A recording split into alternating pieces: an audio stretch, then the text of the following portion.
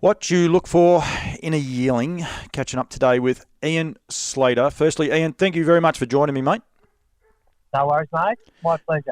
We catch you on the road to Maryborough. It's a busy life for harness racing trainers, breeders, owners. It never seems to stop. And I'm just curious, do you guys actually ever stop at all? No, we do not. We might have look, the sales time's probably the only time that we have a couple of days of relaxation when we go away. But other than that, you're full time going all the time. This won't go up in time. But do you have a winner at Maryborough today? Just quickly. Oh, I hope so. We've got 3 in the 2-year-old, so and I think they've all got a reasonable chance. Yes. Very good. All right, we won't dwell on that because that's not what it's about. We're actually trying to raise awareness to spark people and make people probably think a little bit about how they go about choosing yearlings and the process they go through.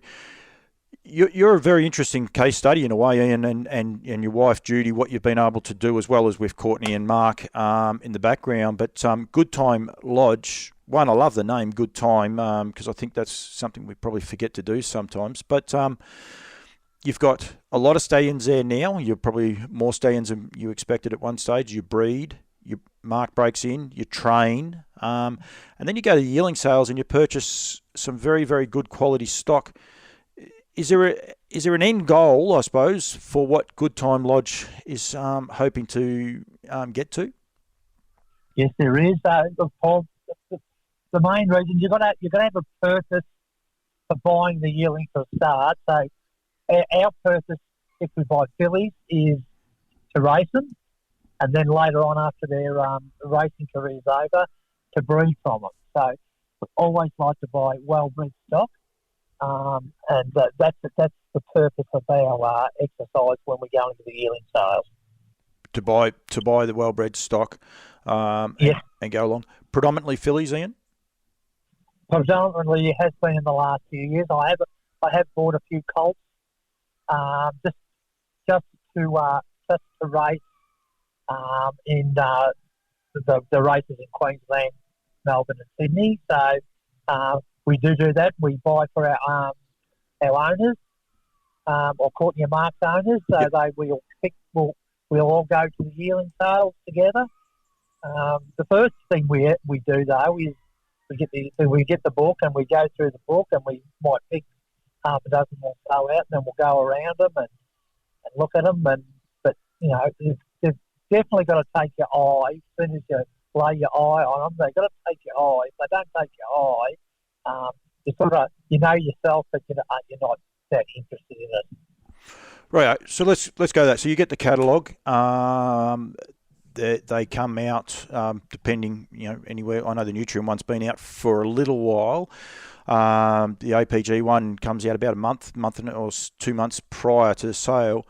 Do you automatically, as soon as they get in your hands, do you start flicking through them, or do you browse through it initially and then start knuckling down, or is it as soon as you open that catalogue up, it's all business?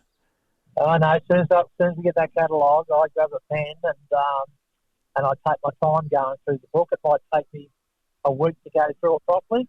Yep. Sometimes longer, and then I'll go back through it again and pick out our ones that we think. And me, Courtney and Mark will always, and so good, we always pick out and have a look together, and we'll throw it here and there and everywhere, and we have a look at the photos, and we have a look at the videos, and we have a look at all them things. Yep. So when you're picking out a filly, which predominantly you do pick out, is there certain things that you look for in the breeding? Obviously you want a great maternal family. I think that goes without saying. But are there certain stallions, like Falcon Sealsters, those sort of live or dies, those sort of horses back in the maternal line that you look for, or do you just look for a mare that seems to be knocking out winners left, one after the other? What I really look for, Paul, is in that part of it is I look at the mare, and I'll have a look and see what she's had. If she's had a lot of fillies, and they've been from a good filly family, and you're going to buy one of them fillies, well, the chances of that filly is going to be a good one because all the other fillies out of her have gone on and raced. I'll Yep. give you an example. The filly that I went and bought in Sydney about 4 or 5 years ago was Good Time Evan. Yep. She come from a wonderful filly family. If you look back to her family, she's just got just a page full of filly winners. So that's how I actually look at when I buy a filly at the yearling sales. So, just while we're on that then, so if you got a family, and there was one I was looking at actually, I'll double check as I'm going through it now while I'm talking to you, but if it's a good family and they've left a lot of colt winners, does that do you shy away then from those horses if that's the case? Yeah, it all depends how many foals they've had. If they've had 3 colts and there've been 3 winners from that mare, you say, oh well, we'll take a chance, and if she's had a filly, we'll give that filly a go. Yep. But if she's had 3 colts and 3 fillies, and the 3 fillies are on the 3 colts haven't, well, you probably wouldn't go to the colt. Yep. Yep. Yeah. So and so you make sure. That way you go. The horse I was thinking of is actually the horse I was thinking of was Make Mine Cullen, who is the mother of Make Mine Make Mine Heaven. That's right. That's out of the same family as Good Time Evan. Yeah, that's right. That's what I was actually thinking. She'd only had colts yesterday, and I was going to when I saw him yesterday, I saw that horse in the sale coming up, and he's a cracker.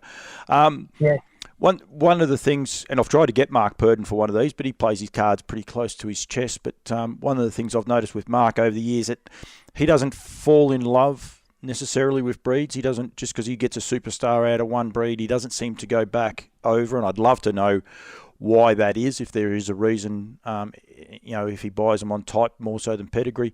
Does that worry you? Yeah. That if you've already got one out of a family and you've had good success with them, do you then say I'm interested in that again? It's got to be the type. You've got to have if you look at the horse and it's a nice type, yes, you will buy it. Yes. Yep. Definitely. Yep. Yeah.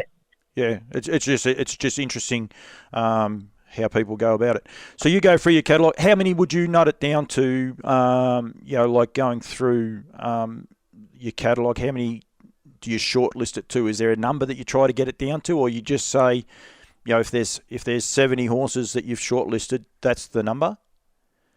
Yeah, no. If you had a catalogue of 150, you'd probably get it down to half a dozen or so. Yep.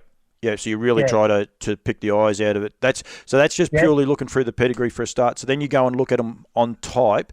So when you're buying a potential broodmare that you hope can win races on the track, how does the type come into it then? Like, do you just look for a big, strong mare, or is there certain things that you try to sort out between them? Like I said, it's got to be a nice type to start. And it's got to be out of a good family that has thrown winners. Yep. But that's not saying that you can't go and buy one that hasn't come out of a good family, that it hasn't thrown much, that it's not going to throw a good horse. But your chances are going to be better if they've come out of a good family and they have thrown winners. Confirmation-wise, though, does that scare you away that like you're saying you've got an end goal? So, as far as buying a mare, you want them to be conformationally sound? Got to be 100% confirmation. It's got to be spot on, so we can race them. Yep. And if they're not, the confirmation's not right, we just don't buy them. Yep. Yep. So if you see an error, if you see something that you don't like, you just walk away and put a line through that. Correct, we do. Look, there's many horses that we've marked out in the book, and as soon as we get there, we just put a line straight through. Yep. Which is that is one thing I have learned over the years with talking to a lot of the guys, especially when you're starting to spend a bit of money on good money on horses. That if there is a fault, you nearly need to walk away because it'll only come back to bite you on the backside. Yeah, it does. With offset, some of them have got offset knees.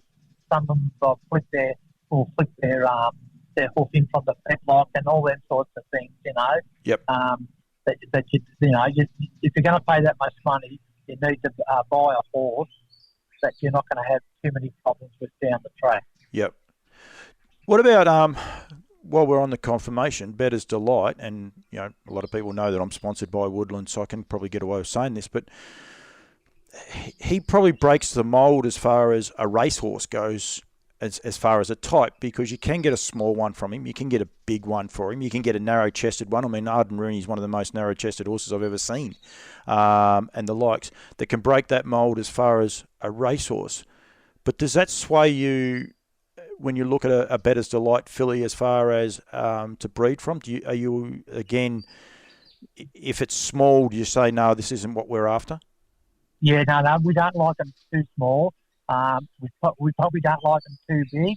We just like them a medium-sized horse and not too heavy. Yep. I know Bettor's Delight can be all different sizes and shapes, but just a nice medium-sized athletic filly. Yes. Does he throw a query to you with like a horse like Bettor's Delight? Because the art majors, they traditionally have a lovely stamp about them, and they've got a presence about them. Especially the good ones seem to have that little bit of an added presence when you stand back and look at them. They sort of you go, wow, you just got to have this, and then you look at the pedigree and you go, oh yeah, well it's got a good pedigree as well. Does Bettor's Delight throw that little bit of a curveball for you? Oh yeah, definitely. Look, there's a couple of cracking fillies up in Sydney, and a colt. They were just stunners. We were nearly swayed to one of the Bettor's Delight fillies, but we decided to go the other way, and that's just the way it is. And we all have a vote between the four of us, and we'll say, right, we're just going to go for that one because two of them might like one and two of them might like the other, but at the end of the day, you've got to pick the one that you think you're going to get the best value out of. Who gets casting vote? Probably me, because I spend all the money. I actually thought for the sake of your marriage, you would have said Judy, but that's okay. That's fine. Yeah. I'll let you get away with this. Is there so obviously we've pretty much worked out that you like your pedigrees first, then your types, but they've both got to marry up. When you're going through your pedigrees, first season sires, do they sway you one way or the other, Ian? Do they worry you, or are you excited about those? No, actually they don't. No, the sires don't worry me too much. It's we just watch the damn side, and and because of my stud part of it, I like to have a few crosses here and there, but that's not so important either. Like I said, it's got to be a nice type, and let's face it, in these times now, we haven't got too many badly bred stallions. No. And badly performed either, because I think the days of people hovering around a VHS at a trotting track to watch a replay of a horse from America, they're gone, because we know what's racing in America basically the day they're racing, because we can all watch it so easy and readily now. So that makes a big difference. How big is the breeding empire at Good Time Lodge going to get? Well, I'm getting a bit older, and I just had my daughter and my son-in-law take it over after I finished, because I'm starting to get a little bit of age. So, but me and Ju just love it. We love the breeding part of it, and all that part of it, the foaling down, the growing out of the horses, and then when they either go to the yearling sales or they go to the races, we get a big thrill out of it. But, are you sorry. No, I was going to say, with your broodmare band that you're getting, are you breeding to sort of turn around and go back to the sales and then be able to on-sell them later on? Yes, we are. That's our plan, because in our probably later years, that's what we want to do. So yep. We've got just a nice income coming in because of our breeding establishment, and where Courtney and Mark have moved out from where we were in Colac or Limonite 3 years ago when we bought 80 acres there, nearly 90 acres out there, and we set a new establishment up with a track and put a few barns in. We've got 20 boxes there now. We've got a walker. We've got a swimmer. And we've got all the facilities there now. And we're trying to buy the property next door and bring the stud out there, so it's all there together. Yeah. Yeah, I don't think Good Time Lodge is going anywhere fast, because you also got a granddaughter that Courtney and Mark might want to walk away, but I don't think she's going to let them. That's for sure. No. She's not in a managing director there now, mate. I can't believe you think you get the casting vote. You got three very strong-willed ladies around you. I certainly have. I know Mark's got no chance of getting anything said either way, because he is the son-in-law, so he does what the father-in-law says for a start, and then he's got the three ladies around him, so he's got no chance of saying anything. You've been, the one thing about it too that I really like, you don't. When you pick up a catalogue, you're not defined by a state. I'm sure the nutrient sale that's this April 10 and 11 here at Oaklands Junction is probably very convenient for you, because you're going to get all of the nutrient lots at one place. But you've travelled to Sydney, Brisbane. Did you travel to Perth at all? No, we didn't go to Perth. Possibly would have, but the COVID sort of stopped us from going there. We didn't want to be locked down for 2 weeks, and it's a big inconvenience for that to happen. So we weren't willing to take the chance.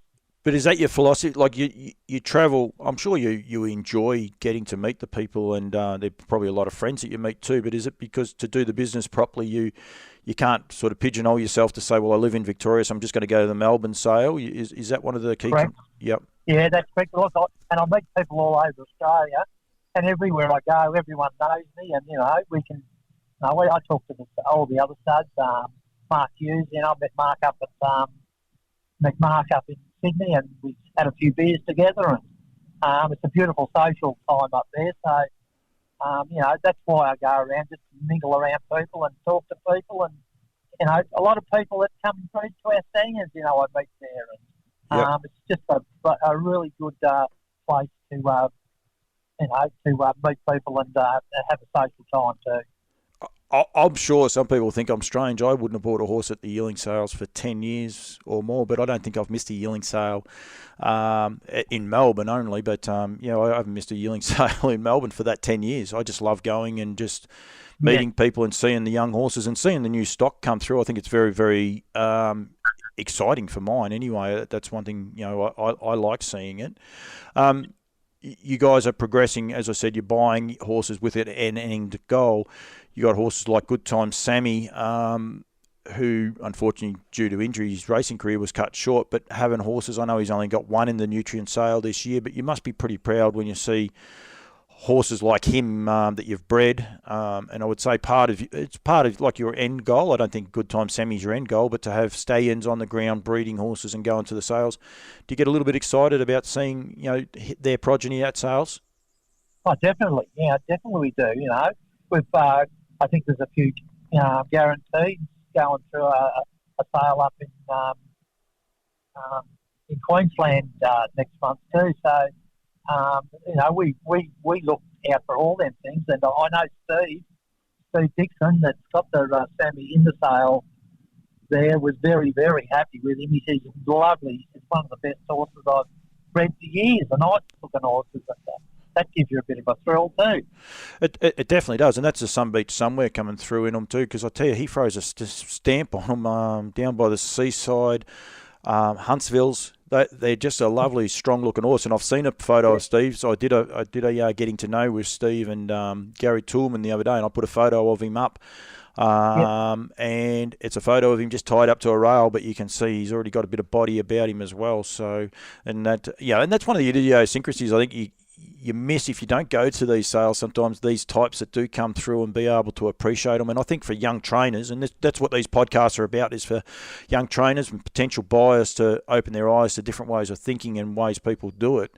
it's nearly a must that you go just to see what they look like. Even if you say, well, I can't afford a Bettor's Delight or a Seaside or whatever it is you can't afford, just still go and have a look, and then have a look at, if Ian Slater buys it, go back and have a look at it afterwards. That's the other beauty. Like, you might turn around and you might open your purse strings on a filly, Ian, and you might pay upwards of $50,000, and someone might say, well, geez, I couldn't see that in it. If you're a young person, want to understand the industry, one, probably go and see you and ask why you did, but also go back to the box afterwards and just have a look at it through the wire. Don't get it out, it's not your horse, but have a look at it and just try and learn from that experience. It's a great learning place to learn, isn't it? It certainly is, and you've got to look to the bigger picture if you're a breeder. Yep. You've got to look to the bigger picture, because if it's just a reasonable racehorse, it might be a sensational brood mare, and that's where you will retrieve all that bloody investment that you put back into that. Yep. Yeah. Well, I think, one of the mares at the moment, Pixel Perfect's proof of that, because she was, I think it's John Coffey tells a story about how slow she was as a racehorse. She was an embarrassment, and yet the family just keeps producing.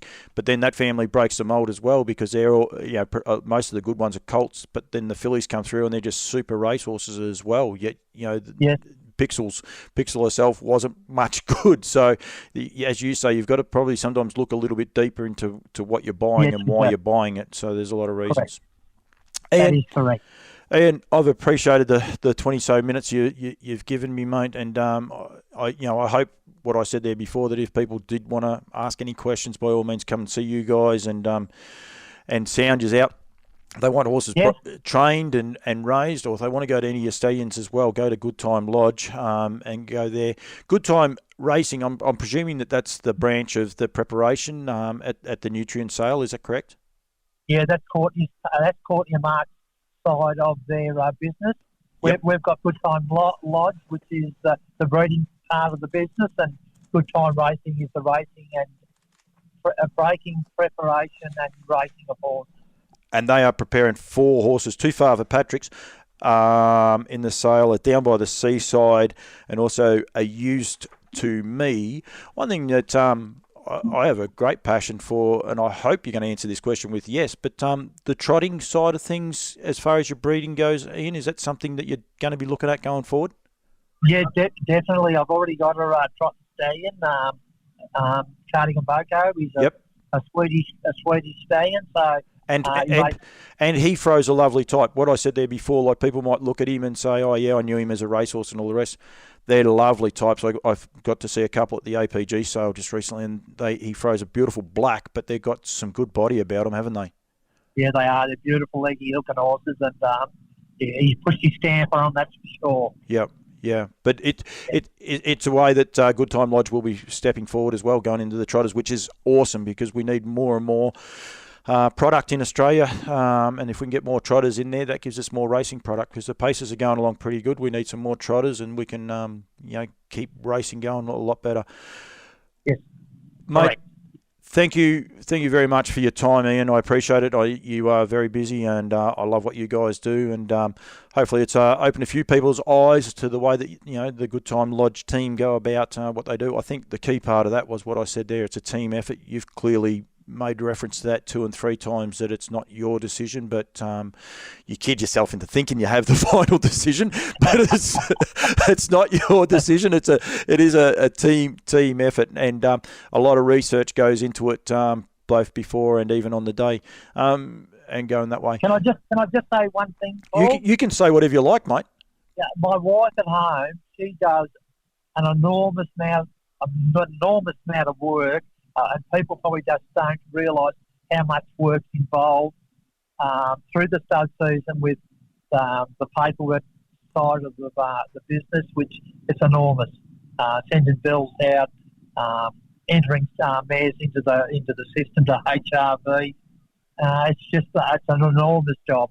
She would have loved to go to the sale to the races today, but she's home there behind the computer. Doing all this work for us. So her part of it is just enormous, and I thank her very much for her part. I think that's one of the key components of harness racing, is we are a massive team effort a lot of people are anyway behind the scenes, and people don't really realise how much does go into it, and the likes. And as you said, she's probably staying at home today. She's probably at some stage got to pick up grandchild from school or something else as well. Things that people don't realise that have to happen because people are off collecting semen or breeding a stallion, or there's so many other things that people are doing at the same time that that do happen. It is a big team effort going forward, isn't it?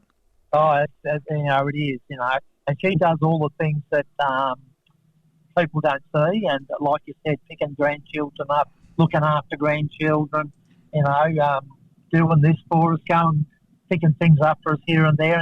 She does all that, and she probably doesn't get much thanks for it, but we really appreciate what she does. Definitely. We are going to get in trouble for one other thing if we don't do it, so you're going to have to word her up that it's right at the end of the podcast. But what is the granddaughter's name? Zara. I'm very sorry, Zara. Yeah. I should have known that. I probably should have asked Pa beforehand. But anyone that sees her at the races from time to time, I haven't been fortunate enough to see her for a long time. Beaming smile, and she's always happy to be there. And I think she likes the fact that we might give her father a bit of a hard time from time to time too. I think she finds that a little bit amusing. So I think she's part of the team, mate. And I love what you guys are doing and promoting the sport and the rest. So I really think what you guys are doing is terrific. I was actually talking there before about Good Time Sammy. Good Time Halo that is going around today is actually related, not that far away as well from him. No, so he definitely is. She's out of one of her Sammy's mother's sister, so yep. Out of the same family. So hopefully out of Good Time Margie, and Good Time Margie was a wonderful race mare. So I just hope this filly can be as good as her. No, very good. Yeah. Ian, thank you very much, and thank you very much to the Good Time Lodge team because, you might be the spokesman here today, but you've made it very clear that it is a team effort. I look forward to seeing you at the nutrient sale, mate. As I said, it's on the 10th and the 11th, but make sure you plan to get there on the 9th. I think, Ian said there before, homework is key. You got the full day on the 9th to be able to look at them. You can have all day. Every lot will be there by the 9th, so... plan to clear your schedule and be there on the Friday, Saturday, Sunday and have some fun and make sure you catch up with the man on the other end of the phone, Ian Slater. He's a great man. Thank you very much, Ian. No worries. Thank you very much, Paul.